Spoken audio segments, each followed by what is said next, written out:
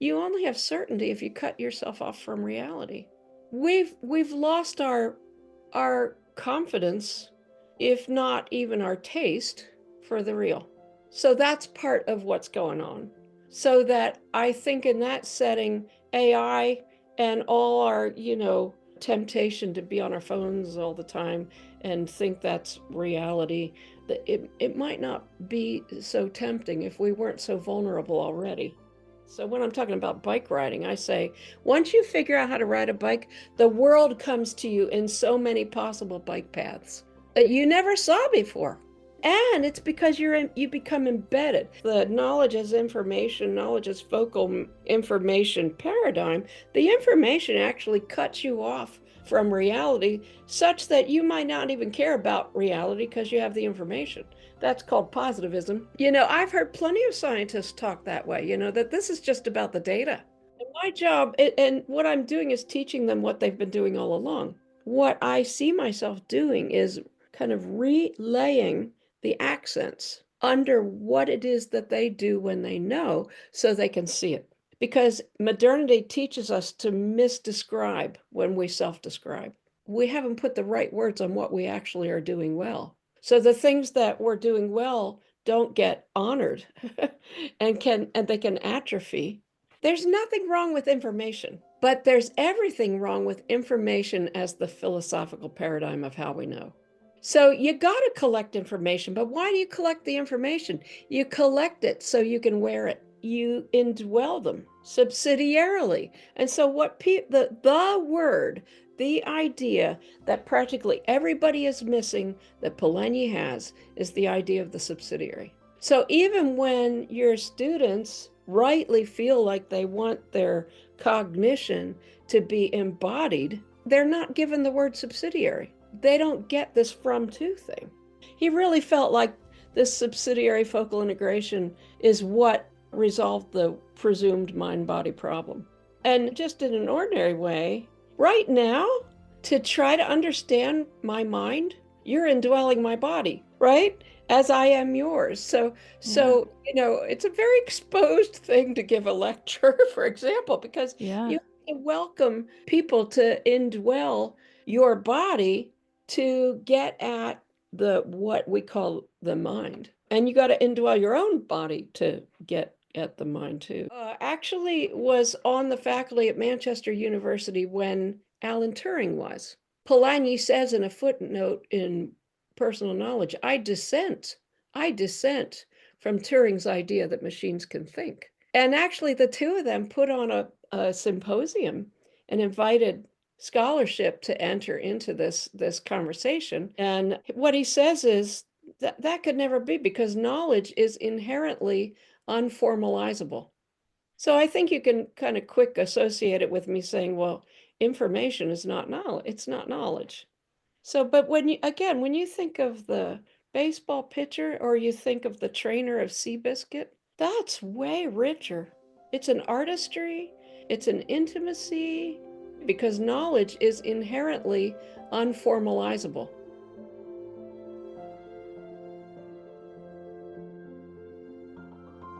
Okay, well, hello, Esther. It's so wonderful to have you on Love and Philosophy. Thanks for being here. Well, you're so welcome, and I'm so excited. Love and Philosophy. What a great title, full of all kinds of resonances and possibilities. So, I look forward to a good conversation. Indeed. It's not an easy title either. Talking to a lot of philosophers and neuroscientists, the love part is often a bit hard. I don't know if you've encountered that at all with your work, talking about love in any philosophical context, or I haven't. I mean, and I haven't talked to that many neuroscientists, but to me, it's just not. It seems so obvious, and I really have been doing a bit of my own thing. So I've been charting my own course, and I think, and the people that I think of as my audience are not in the ivory tower. They're in the streets, yeah. and that I think usually, if I have some time, what I have to say really resonates profoundly. I don't see what I usually see myself doing is helping people see that this is what they've been doing all along. So it's kind of restorative. And I think a lot of people resonate with that. And I love it that you're just doing your own thing. How did you get into doing all this? I know you had some big questions as a kid. Is that a good place to start for how you became Sure. a Yeah. philosopher? So, well, I think of myself as starting when I was 13, but now I don't think that anymore. I think I started with babyhood, but at 13, I found myself with really skeptical questions. And one was, how do I know that God exists? I was in a Bible believing church and family, but I was missing a premise, I think. And so, how do I know that God exists? And the other is, how do I know that anything exists outside my mind? And it seemed to me glaringly obvious that I was certain of the contents of my mind, which is pretty hilarious.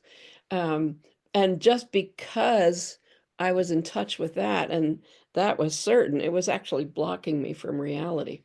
So kind of a picture of me in here and the world out there, and then this screen of ideas or mental content that actually prevented me from uh, being sure it was true. You had So that I feeling as a kid already? Like, I age mean, 13. did you feel that kind of blockage? I know you probably wouldn't put it in such words, but yeah. Yeah, well, I never told anybody because I, I knew they were odd questions, but I just felt like I had no proof that the world was outside my mind. And that seemed to me to be like the most foundational thing that one needed to have proof about. So yeah, in my more recent writings, I for many years I called myself a baby skeptic. But now I see I wasn't a baby skeptic. I was an adolescent onset skeptic. So Was that actually freed me up to see how exuberant I was about really reality as a baby, as a child. Why was it a secret? Why couldn't you tell people this? Because I feel like this is in a way, a lot of us can resonate with this. I'm resonating with this. I remember being a kid and having questions, but I also resonate with not being able to really feel like you could express that. What was that about for you? Why couldn't you Well, the talk? main one was, I was surrounded by people who loved Jesus, Mhm. and if you have questions, if you're skeptical about the existence of God, that sounds like sin. So I was a very dutiful child, and so I don't think anybody around me would have, you know, been open to my expressing that. And then honestly, I thought the question about the world outside my mind was no, like it sounded ridiculous. Yet I couldn't discount it, but I sure wasn't talking about it either because nobody else seemed to be having problems, not that I asked them, right? Right. So uh, moving on real quickly from that, it was in high school that I read some of the work of Francis Schaeffer, and that's when I feel like I realized that my questions weren't sin, they were philosophical, and that responses to them had shaped whole cultural epochs across the disciplines, which fired my imagination for interdisciplinary studies. But then I still didn't realize, I didn't know you could actually study philosophy.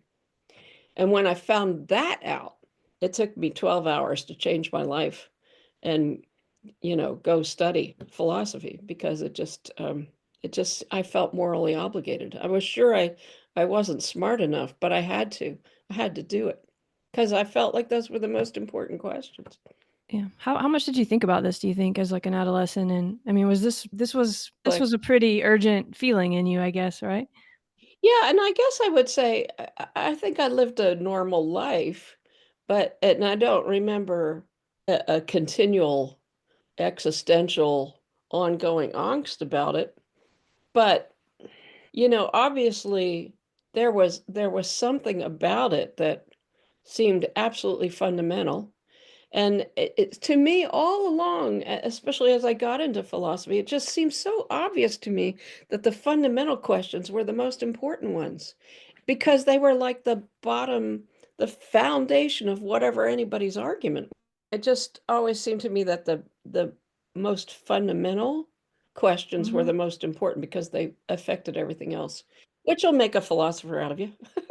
Yeah, and I think it relates to what you're talking about street philosophy and philosophy being this everyday thing or even a therapeutic approach. Sometimes people have to go through academia and all the study to realize that's actually what it is. But it sounds like from the beginning you were integrating it in a way, to use that word. Maybe not. I mean, No? you just described sounds accurate to me. Mm. It became apparent that I needed to study philosophy. And then it became apparent that if you study philosophy, you have to go as far as a PhD if you're going to do anything with it. And I did all that. And although even I addressed this matter in my dissertation, I didn't feel like it was resolved. I felt like I still had the questions. So, and also, like I as tell in my new book, The Mother Smile, um, I had babies by that point. So I had a life to live, and I was like, this was like down to earth life. And so because of them, always had a drive to take to just step out of the guilt and make it every day. And finding Michael Polanyi's work around when I was, let's say, 24, really gave me an epistemology that started to allow me to do that. It Because just seemed to me that I'm not done my work as a philosopher until I can express it for every day. when you were doing your degree, though, were you trying to do the conventional, you know, the conventional way? Is that sort of where you were? And yeah.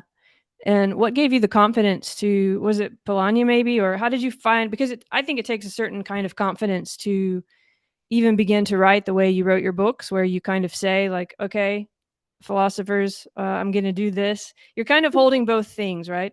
Obviously, you've studied your philosophy, but you're also taking this confident stance that this is going to be about real life, which is Yeah. not an easy thing to do in academia. Thank you So, for appreciating that. oh, I appreciate it so much. Yeah. Yeah, so because at the beginning of Loving to Know, which is the book that you're primarily interacting with, I really do say, look, this is for ordinary people, but it's also for, the philosophers because the philosophers are ordinary people too, you know. So, and I do feel that, the approach that I take in Loving to Know and the things that I develop are actually really essential to philosophy.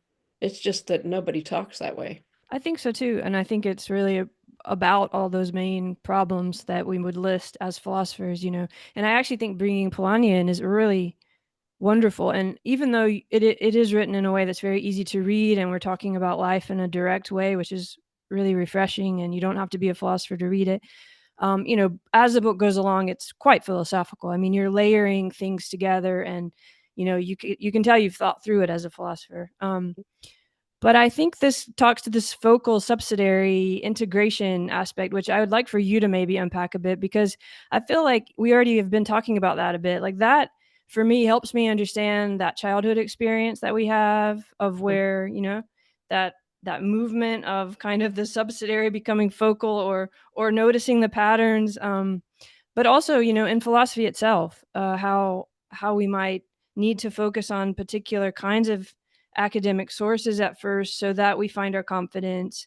So all of this for me becomes, by the end of the book, really almost like a practice in practice, like the book is a practice of the practice. But what is that practice? Like, how can we unpack that for people that Oh, that's so Polanyi? great. You are just like connecting on a very high level. This is wonderful because it has everything to do with dissertations.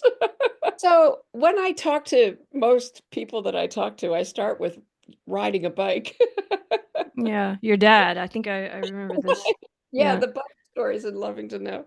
And but I get people to identify in their own life their like an example of an aha moment, a moment of insight, but also what's a skill that they have because skills uh, are help you show the subsidiary focal integration in the performance. So skills are pretty easy to get people talking about, whether it's penmanship or crochet or Mm-hmm. athletics or music, especially something with an instrument Mm-hmm. helps people see. So in the case of the bike, you know, as you're beginning to learn a skill, you focus on disparate things that you're being expected to put together. So, the bike for me was an alien contraption that I did not trust.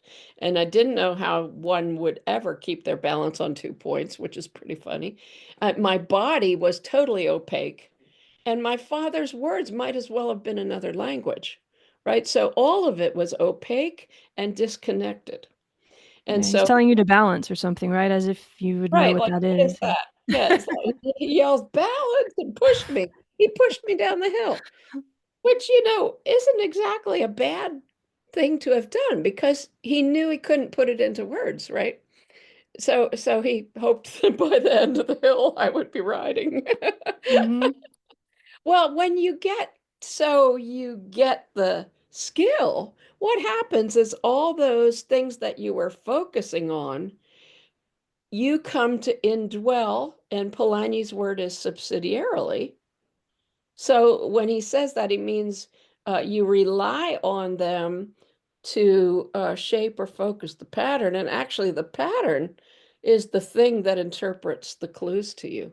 So the clues are subsidiary to the pattern. That's where he gets the word.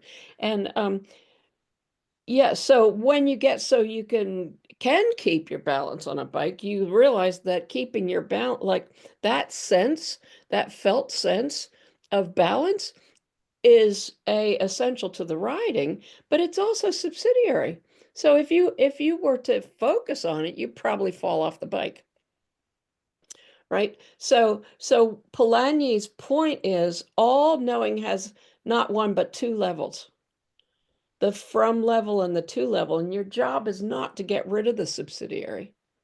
Your job is to actually cultivate it as from awareness, so that if you're in a skill or in an artistry, if you think of, I don't know, I always think of examples that I've never done, like, surfing or terrain, driving, or, that sort of thing, or just driving a car. It's not this linear, focal, step-by-step process. It's that you artfully indwell the car and you do subsidiarily with intentionality the things that you need to do to carry out the performance. So your focus is not on your foot on the pedal, and if it were, the car would, yeah, I mean, you'd have an accident. You'd have an accident. So if you revert to fixate on what you ought to be indwelling subsidiarily, Polanyi called that destructive analysis. And it has to, that's where you start. It has to be done from time to time. But the point is that A, it's meant to be temporary, and B, it's not meant to be the paradigm of knowledge. So focal information as the paradigm of knowledge, is what has uh, infected modernity. Mm, If you say knowledge is information, what that does is actually cut you off from reality, which is yeah. why I had the problem.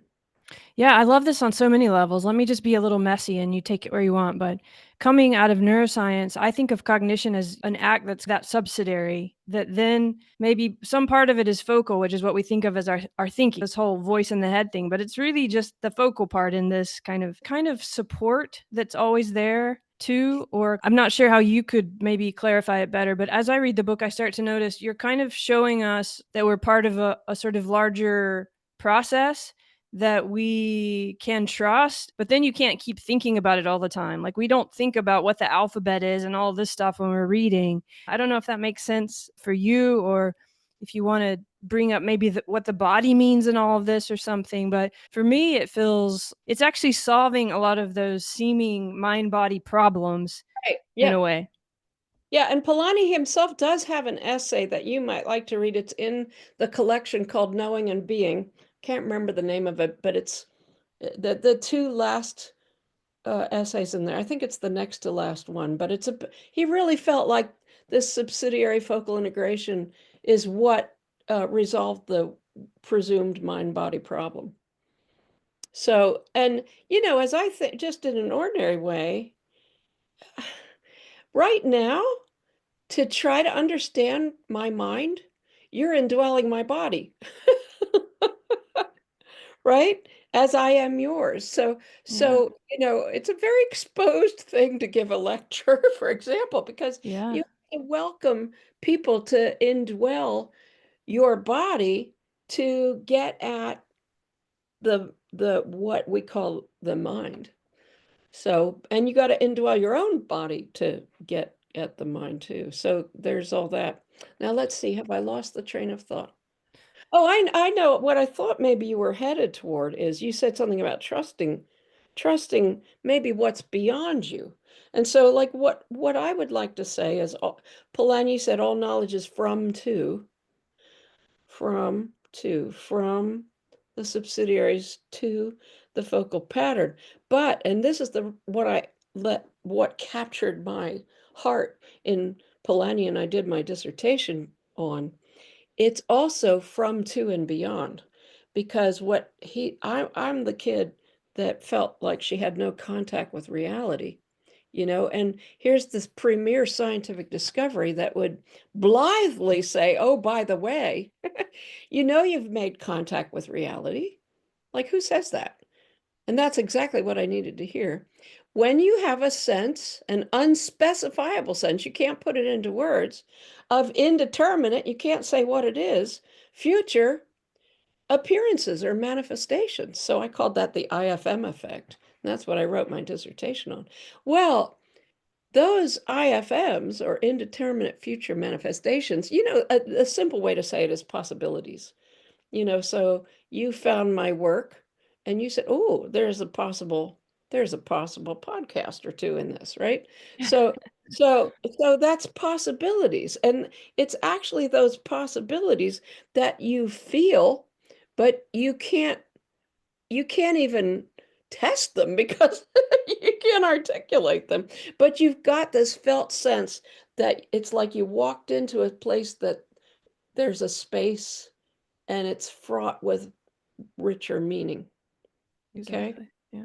So I would say if you think back to learning to read, right? Uh, you struggled to learn what the letters say, you struggled to write them. I taught my kids to do this, and then I handed them a little book and got my camera. And they were following the rules that they had learned, and all of a sudden they went, oh, and Yeah. they were reading. So what that oh moment is when the letters on the page went from focal to subsidiary. And honestly, you have got to have subsidiary focal integration to read and to make meaning, because what happens is you've got to indwell the text. You're not, if you fixate on the S, that's the end of the story, because you've just blocked the view to whatever the reality is, Tolkien's Lord of the Rings or Mm-hmm. whatever it is. But no, you wear the text, meaning, Mm. you're reading. That's what we mean by reading, right?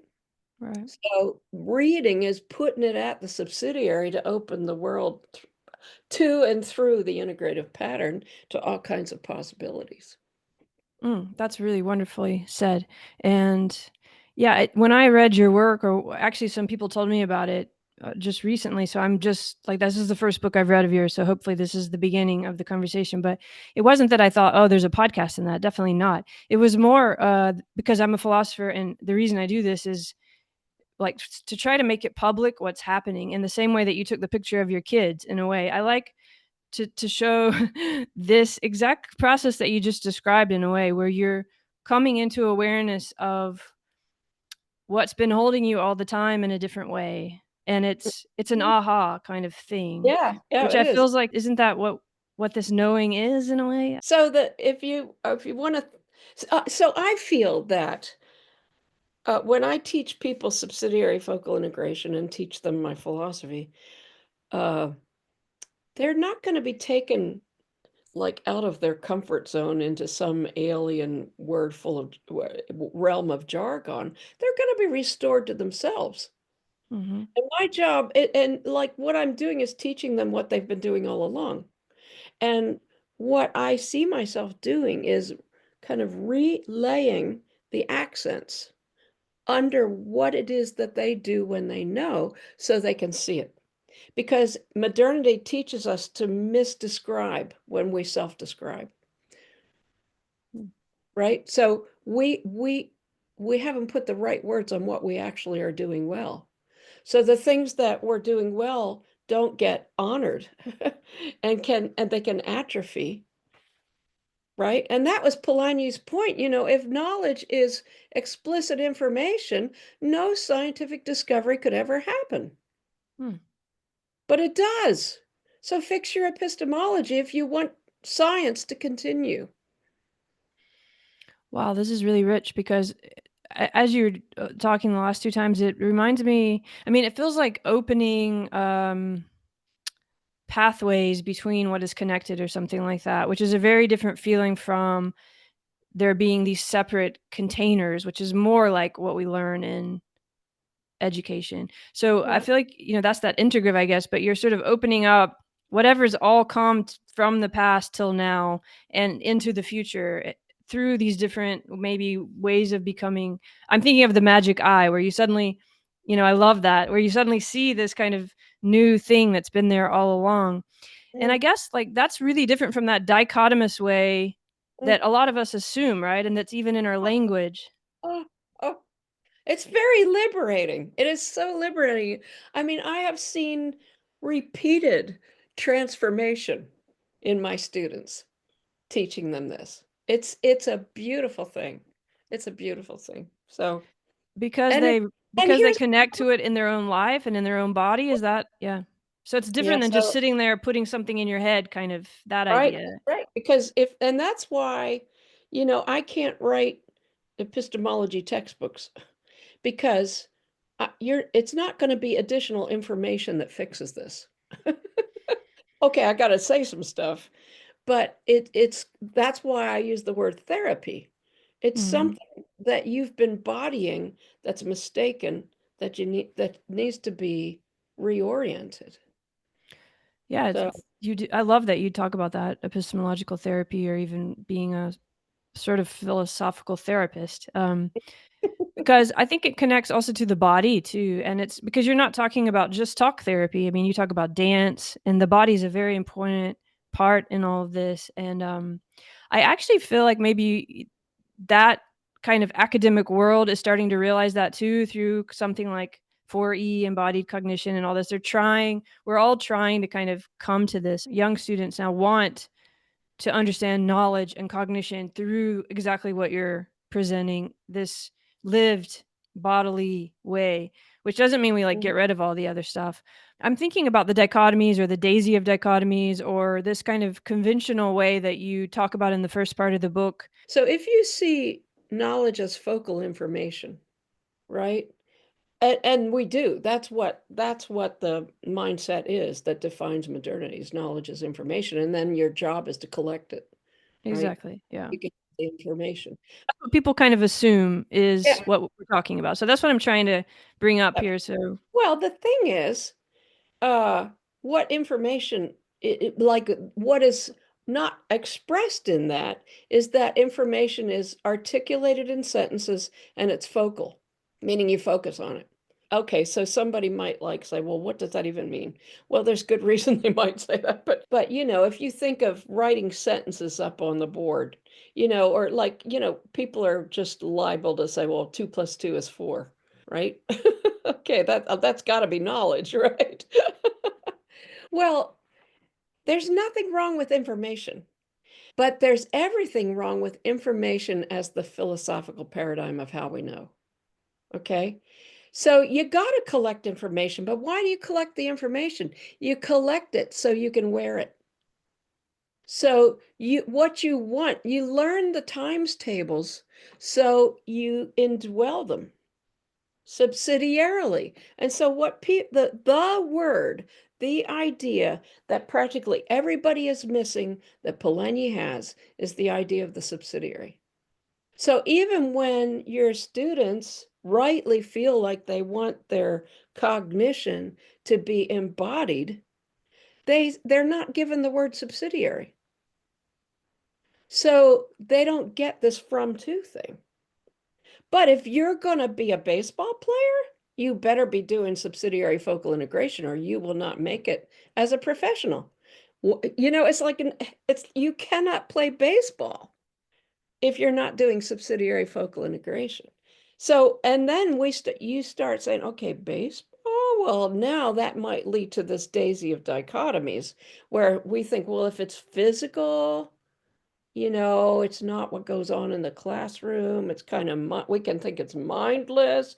Or even when we start talking about, training our bodies, we use the word motor memory, which can tend to continue to treat our body like a machine that needed to learn like AI needs to learn, right? So it's not a felt body sense.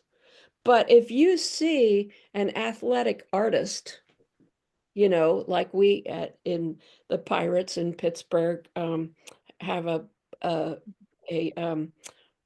pitcher that just won the Cy Young Award, and there's just like nobody that can get a hit off of this guy.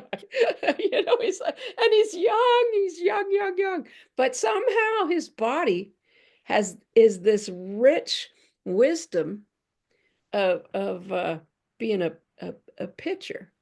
But then see what we've inherited in modernity is okay, yay, knowledge. And knowledge is information. Best example would be science. It has something to do with objectivity.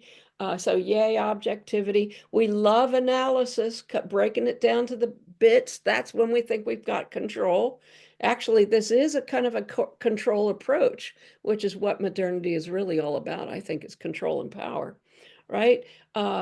So yay, objective, yay, science, boo, emotion, yay, knowledge, boo, faith, yay, reason, boo, art, yay, mind, boo, body, though that's, so complicated now because of the whole neuroscience thing.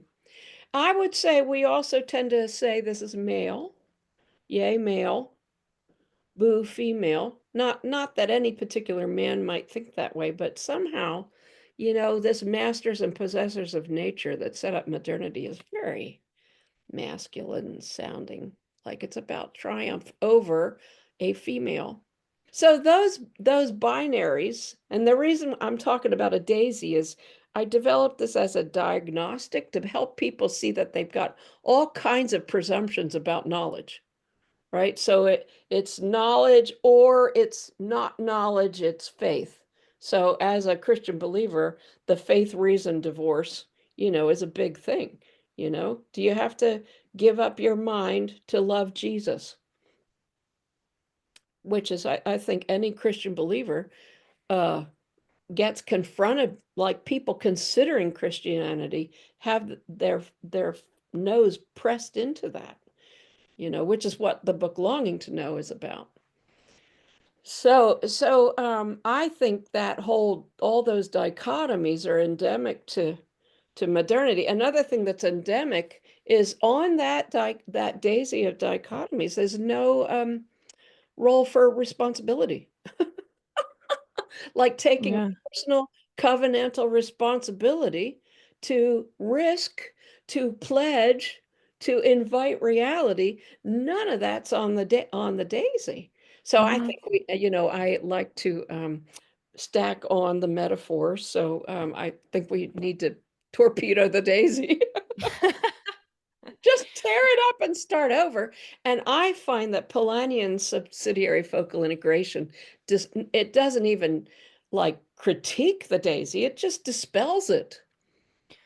Yeah, gosh, Esther, there's so much in here with control, for example. You brought up control, which is very different from this communicative covenant view way that you present in the book and that you're living. But I guess what I want to bring up is this is kind of hard for people. I don't think it's maybe hard in certain circles, like if you're in a religious community that talks about love and stewardship and a lot of the things that you get to in the book. But I know a lot of people who are listening to this maybe are in a different kind of community where if you talk about these kind of things, you probably get laughed at and you can't write your papers about them. And it's Yes. hard, right? Like there's something there about the control that you're supposed to always have control, and the way you show it is not by being in your body and Yeah. dancing. Do you know what I mean? Yeah. But which is more objective? Uh, like like my point, well, and that you cottoned on to Parker Palmer. He's the one that says this, uh it's is it more objective to garner information, or is it more objective to dance a dance with another person? Like a personal relationship is actually way more objective because you don't have control. Mm-hmm. And see, in on the daisy, we've thought, yay, objective, and so all the Petals or whatever. members of the ordered pair are in the center, clustered in the center, and then out on the petal are the delegitimated ones, right? So if knowledge is objective, your only alternative is subjective. Well, so again, where does interperson relationship, where does it show up on the daisy? It doesn't show up at all. But if you stop and think about it, if you think about the word objective, it ought to have at least as one of its meanings, something beyond me, right? I mean, Yeah. the push is to keep myself out of it, to be objective. That's where Polanyi starts personal knowledge. And he said, well, that's dumb. Because you can't have science if you don't have a great scientist. I think that is the real knowing, but I guess what I want to also appreciate is that it's scary Yep. and a bit hard, and maybe that's why we created all these seeming blocks and containers, because you're so vulnerable and you're so having to realize you are these personal relations. And I guess I'm just trying to put out that that takes a kind of practice with other people, doesn't it? Yeah, and the students who have struggled the most are the perfectionists. Mm, So there yeah. is something OCD. About You the might say information that side. modernity is OCD. So if we're control freaks, it's kind of because it's the air that we've inhaled. So, but isn't it, when you start to think, well, maybe control is endemic to this modernist approach to human mastery, possessing nature, control, having, making it do what we want, right? Mm, Uh, if you start to think of that in relational terms, don't you see that that sort of posture would make reality not what it really is, but it would reduce it to compliance and turn it into like we can't get to know it. We can't get to know it. I mean, you can't do that to a horse and have the horse flourish, right? I right. mean, there's endless stories, endless stories. I don't know if you know Seabiscuit, that speaking of horse, Yeah, I do. I you read the know? book, yeah. So that was one abused horse. And then when he was loved, he gave his heart, he gave his all, Yeah. and became a great horse. So that's and this is where I thought maybe you were going maybe a little bit back is that's way more three-dimensional. And so in loving to know, when I say when I like starting from the Polanyian idea that knowing is from, to, and beyond, that it opens these possibilities. In longing to know, I say it's not like reality answers your questions so much as that it explodes them. So it kind of redraws the playing field. Mm. And you're the one that's being questioned sometimes. But it's almost like there's a person there. So, that moves me toward trying to argue also in loving to know that reality is person-like. And if that's the case, then if you treat it like a person, that might be really good, wise epistemic practice, which is what inviting the real is about. I love the invitation to the real and the way that the real, it's this potency and this you mentioned Parker Palmer, and I talked to him recently, and we talked about maybe love is what's holding us even when we can't feel it. And I think that relates to what does that make sense for you at all? Yeah, so the subsidiary in a way is a kind of intimacy. Mhm. It's also a kind of trust. So Mhm. if you think about becoming a great bike rider or a great guitarist, there's an intimacy, a communion with that instrument, right? But there's also, and this is what I was going to say, okay, the aha moment. So when you have an aha moment in the context of a skill, when you have the, oh, I'm a bike rider moment, I figured it out. Uh, or if you make a discovery. Um, I have a wonderful copperhead story in Longing to Know. I think Yeah. there's a tarantula story in Loving to Know, but the copperhead's in Longing to Know, where I spied the copperhead and he was sitting at my feet looking up at me in the presence of my three small children. So anyway, my world shifted, right? My world Mhm. shifted. Mhm. But when you have that aha moment of discovery, what it feels like is you have, like, the veil has dropped and you are eye to eye with that reality. You're looking eye to eye. And then it's like, okay, there's somebody there. And what's more, they were looking at me before I was looking at them, right? They found me first. And so Yeah. that's the being known thing, which I think you mentioned in your notes too. So you were being known before you recognized that. And that's way Exactly, yeah. more three-dimensional. It's like, how can that not be objective? That actually, I think, might be something like an epiphany for some people, because then what you were saying before, you can understand that it was always there, but you hadn't had that kind of what is it like? You talk about differentiation and longing and loving, because I feel like all these things are in that moment of the real, of the invitation of the real, of that. I think we've all had that time, whether it's when you first learn to read, when you ride a bike, when you see the copperhead suddenly, or even in a more mundane way when you look at the magic eye and suddenly you see the pattern. Just suddenly, that sense of being in a different reality, even though it's the same reality you've always been in. How is that also a way in which we are, it's beyond dichotomy? I mean, it's, things are still different. It's not that we've made everything into some one thing, but so how do you, yeah, And what can you say about that? how arrogant to say that you constructed it. I mean, that's like, it's just, no, reality was looking for you. Yeah. Oh, and Yeah. it's like, oh, I've been seen. I've been seen. So this takes an incredible humility, Yeah. but it's so joyous. And then see what happens is if Mm. you figure out, let's say, so this guy, Paul Skeens, is the Cy Young Award pitcher. Somewhere in his childhood, his youth or childhood, something must have clicked. And he went, oh. And what happens is when you have that aha moment, you are actually embedded in reality. It's like you connect with it.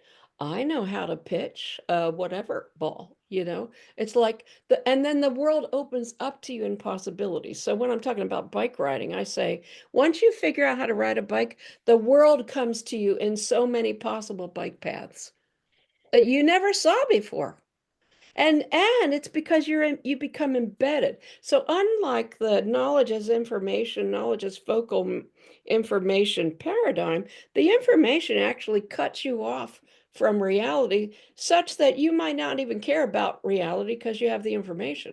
So, that's called positivism.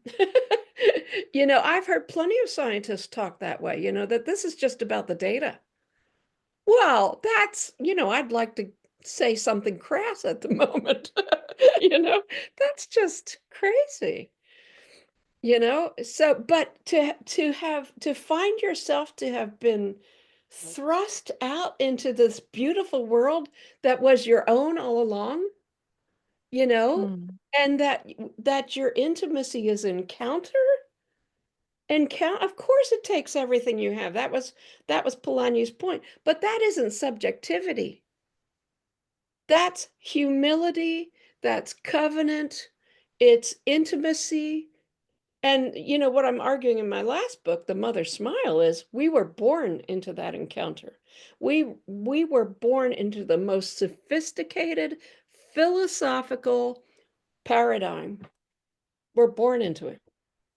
I just had a conversation too with someone, a neuroscientist philosopher, talking about being in the womb and how we're always nested in this way, and how kind of when you were just talking, I was thinking of the larger nesting of what we're all in still. And that, I can't remember exactly how you say it in the book, but that where reality sees you, or where you feel seen by life in that way, that makes me think of what you were saying about the objective and what Parker has said and stuff about the most objective thing being that. It's Yeah. a different idea of what self is though, isn't it? It's Yeah. not. Well, Yeah. yeah. Self is no longer the absolute anchor and guarantee the Archimedean point for certain knowledge, which is what Descartes gave us. And it's And so, also not static, is it? I mean, right, that's right. But it's not subjective. I mean, it not in the same sense. It's all of you with all of it in communion. it's We that were made. communion, yeah. That Yeah, interpersonal relation. we were made. This is what we were made for. Communion with the real. Be lovers of the real. Yeah, and that interpersonal connection and that relation, sometimes you talk about it, I think, even as stewardship, um, or, there's a responsibility to it too. We're not going to extremes here, and yet it's an extreme place to be, to feel, to be, it's so alive. And how is, like, to relate that to knowing, because this is a different kind of knowing than the information in the head thing that we were talking about before. Well, I would say Yeah. this is knowing, and that's something else. Okay. So, like David Schindler says, well, if you don't have knowing and all you have is information, well, it's better than it might be, but it's not knowledge. Because what the knowledge is communion. And all you need to do is be a baseball player to see that, right?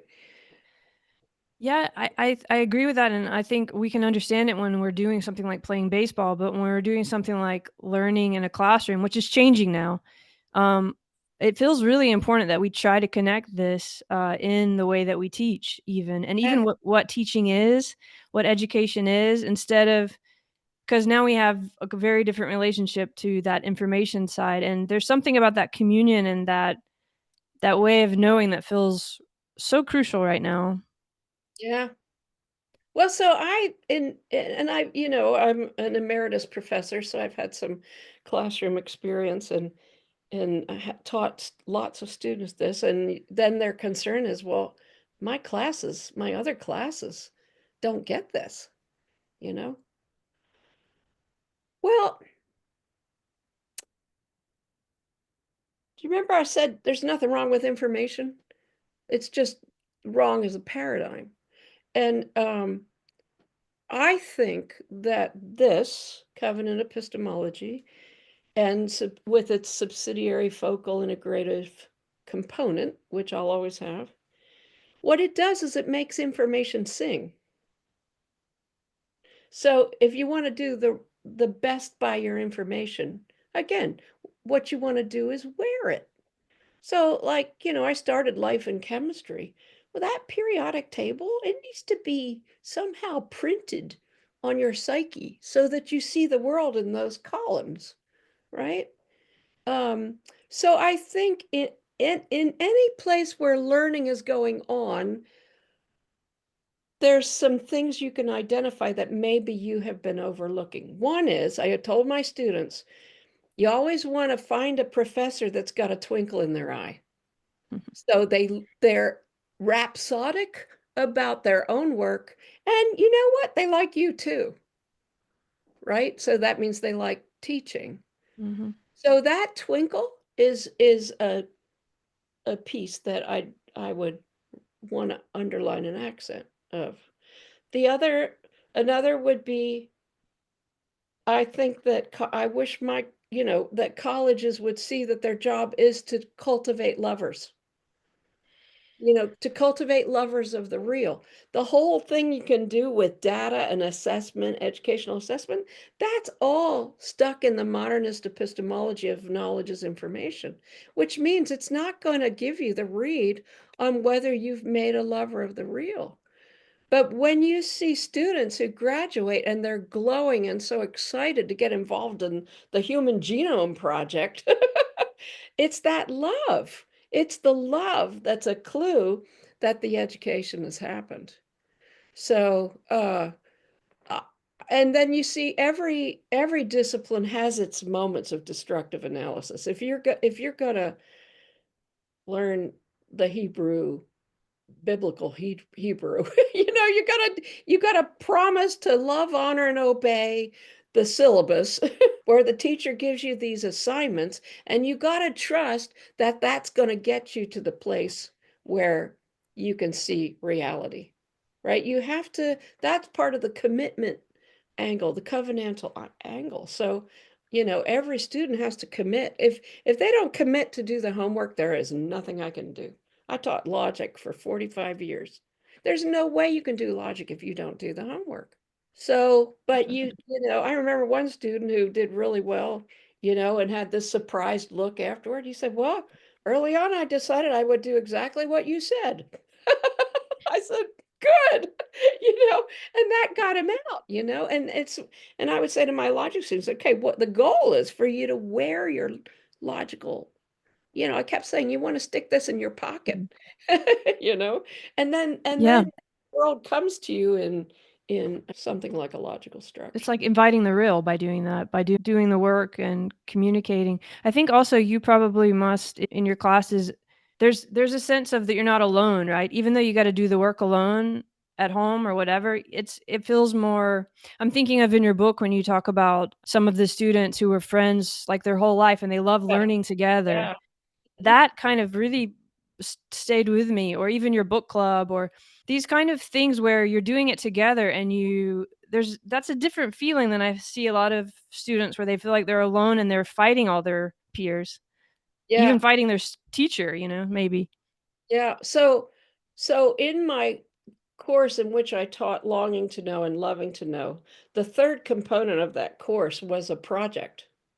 And so I called it a covenant epistemology project. And the students had to identify and get approved an act of coming to know that they would then undergo. And then their report was to identify all the features of knowing, a la covenant epistemology. Okay, so there was the authoritative guide, there was the aha moment, there was where I was living life on the terms of the yet to be known, throwing as much of that terminology on it as they could. And that's what they presented in class. Well, at that moment, I was sitting in the back of the room doing nothing, and they were teaching each other. Mm. And getting to be bosom friends in the process, because it was just heaping on one proof after another. If you look around this office, I'm not going to take you on a tour, but there is Covenant Epistemology projects that I Oh, ended up wonderful. with in my room. You Yeah. can actually see one there. Yeah. Oh, cool. That's arm knitting. No So idea. you use your arms as the needles of the knitting. Ah. What she did in that presentation was she got us to knit on and off of each other's arms all around Oh, the wonderful. Yeah. and then she gave it to me. And then Oh, I that's fun. because I'm too hot to wear something Yeah, else. yeah. Wow, there's just so much in there, and education itself it feels like it's in a crisis because it thinks AI can do everything a teacher can do, but actually this might be the moment where we go to that and we understand that we need to learn that's actual education. That spirit that you're describing there, and that feels really inspiring to me, the personal, the invitation to the real, which I definitely feel in your book too, and also that love you're worth loving, right? Like that sense in the classroom that it's worth something to do this. I think a lot of people miss that now, and that's part of that spirit too. And I know you need to go because you have other responsibilities today. So I'll have 15 more minutes. I'll oh, run you out the do? Okay, door. good. Yeah, So so yeah. So what would you if you were going to try to think about this age right now where everyone's freaking out a bit about AI and we're just going to let AI take over everything, and how do we a balance isn't the right word, like your your dad screamed out to you, but how do we hold the differentiation of that kind of amazing technology or whatever and what we were just talking about there? Because I see people really struggle with how to get back in their body or how to feel the community or where these things in the way that you're saying now, because like a lot of kids just grew up without that act as knowing, and all that's coming to mind. Also the longing, that this isn't like a we're not satisfied or something. I mean, there's a longing that's very important, like your preacher told you or whoever it was told you that's the most important word. yeah, right. All of that's coming up. So I don't know. You take it anywhere you want, but Well, one nasty thing about modernity is we distrust reality. And we have forgotten that knowing, of course, is about knowing the real. So, like I call it the devil's bargain in Mother's Smile. It's like you only have certainty if you cut yourself off from reality. So we've lost our confidence, if not even our taste, for the real. And so that's part of what's going on. So that I think in that setting, AI and all our, temptation to be on our phones all the time and think that's reality, that it might not be so tempting if we weren't so vulnerable already. So there's that. Um, Polanyi actually was on the faculty at Manchester University when Alan Turing was. And Polanyi says in a footnote in Personal Knowledge, I dissent from Turing's idea that machines can think. And actually, the two of them put on a symposium and invited scholarship to enter into this conversation. And Polanyi's got a little 2-page essay. It's called Introduction to Cybernetics. That was the old word for. oh, no cybernetics. And what he says is that that could never be because knowledge is inherently unformalizable. Hmm. So I think you can kind of quick associate it with me saying, well, information is not knowledge. It's not knowledge. But for AI or for, Turing's can machines think, you would have to say that it's formalizable. Knowledge is formalizable. So, but when you think of the baseball pitcher or you think of the trainer of Seabiscuit, that's way richer. It's an artistry, it's an intimacy. Another movie this comes out in is Sully. I haven't seen that. Well, it's about the pilot that actually landed the plane on the Hudson River, Oh, wow, right. right? So Yeah. the he makes, the deal that, the computers say he could have gotten back to the airport. Well, he knew he couldn't. So it's a kind of listening to what, your body or something? Or, I mean, with solely or with, Okay. or is it Oh, the being in relation to the all right. current? Okay, Yeah. so back to why I brought up Polanyi. Polanyi would say artificial intelligence is a wonderful tool. And what Polanyi said about tools and theoretical frameworks too is that they're meant to be subsidiarily indwelled.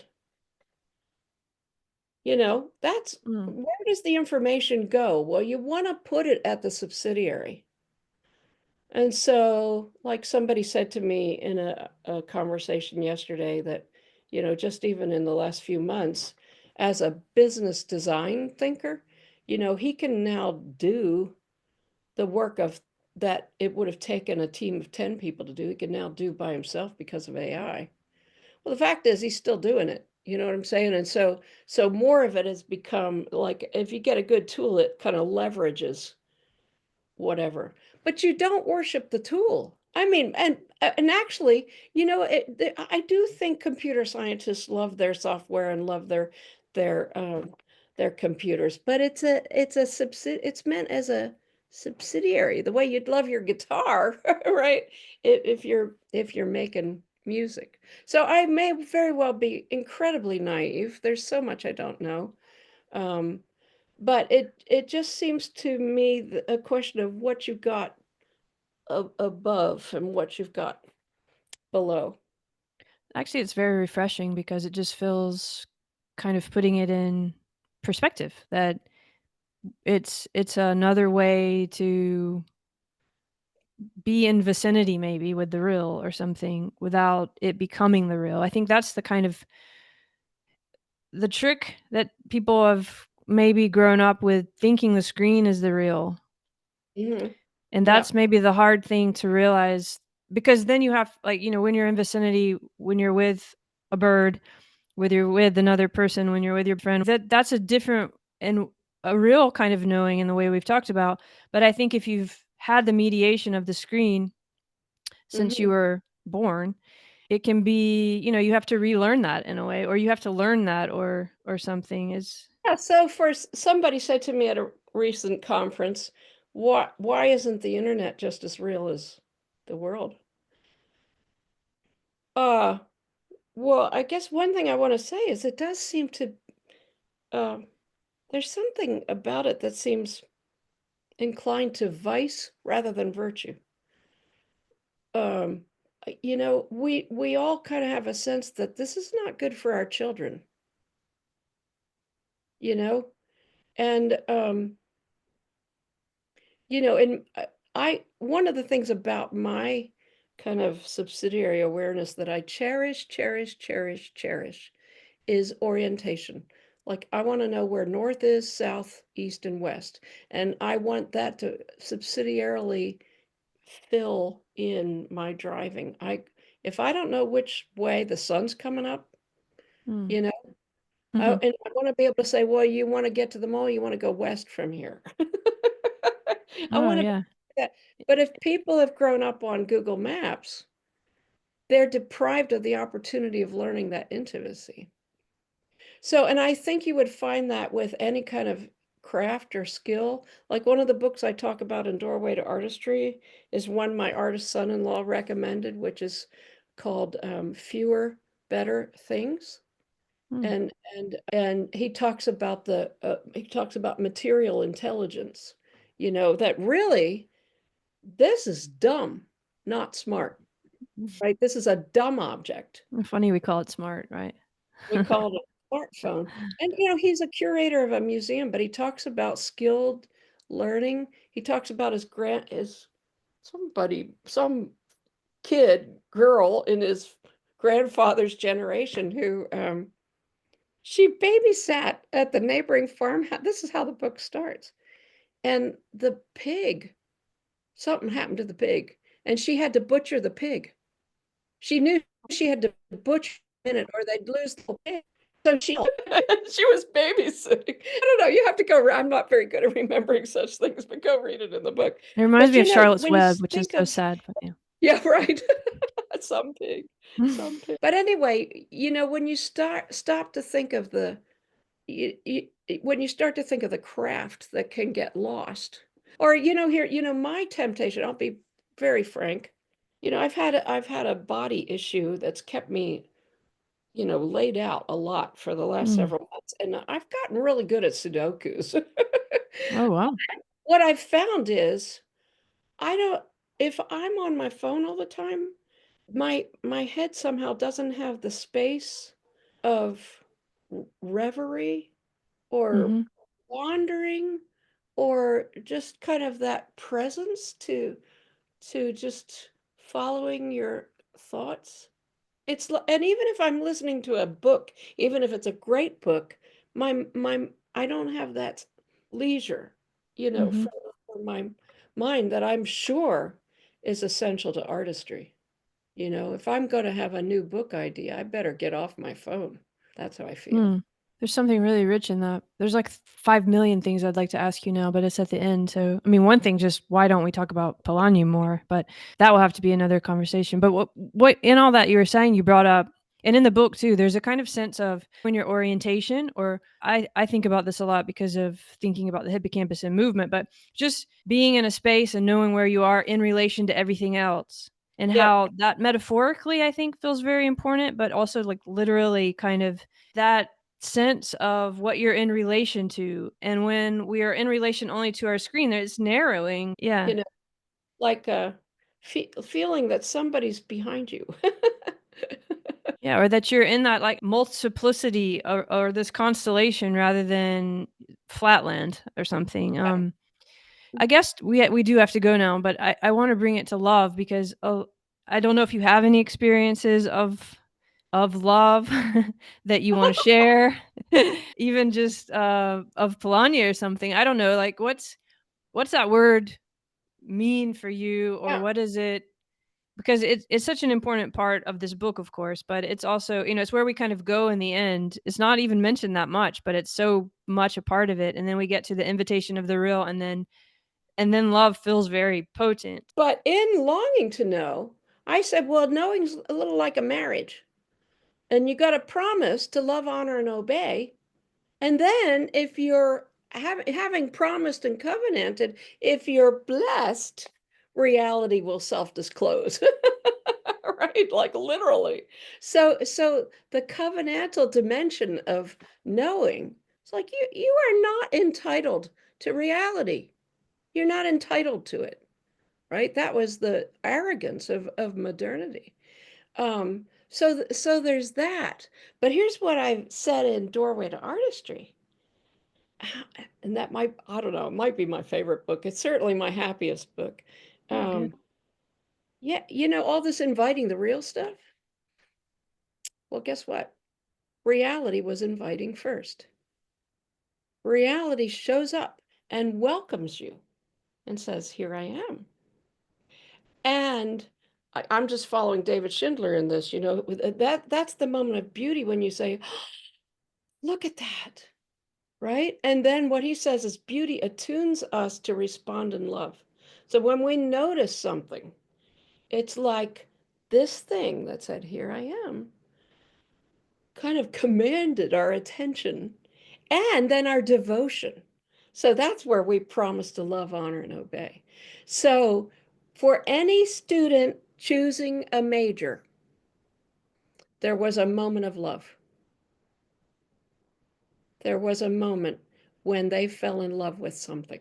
Parker Palmer says, geologists are the ones that hear rocks speak. Okay.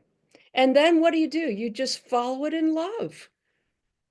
And love makes you a better knower. So all that's in the Loader stuff in Loving to Know. It's like you need to be fully four-dimensional to be a self-giving love. That's what he talks about. So to be able to and to be a great knower, I talk about this as readiness to know and little manual to know. You need to be fully formed, having had a kind of a face-to-face encounter in the in the with the gracious inbreaking of new being, so that you grow a taste, just a love of reality. You want to be lovers of the real. Andrea, I've got to go. I know. Thank you so much, Esther. I hope you have a wonderful day. Come back after me again and tell us how to continue this conversation. And thank you. Thank you so much. And thanks for all your writing. Until soon. Have a good day. Bye.